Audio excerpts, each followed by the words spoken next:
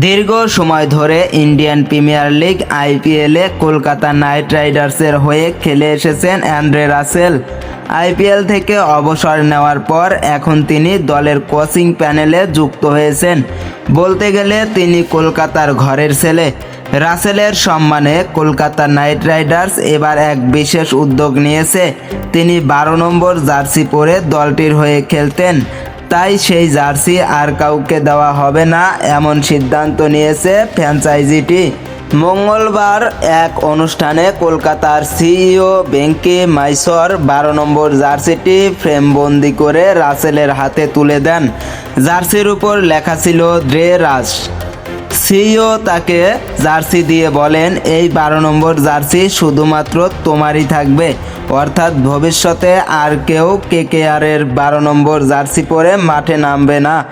গত মৌসুমেও রাসেল কেকেআরের গুরুত্বপূর্ণ সদস্য ছিলেন, কিন্তু এবার কেকেআর তাকে দলে না রাখায় তিনি আইপিএল থেকে অবসর নেন।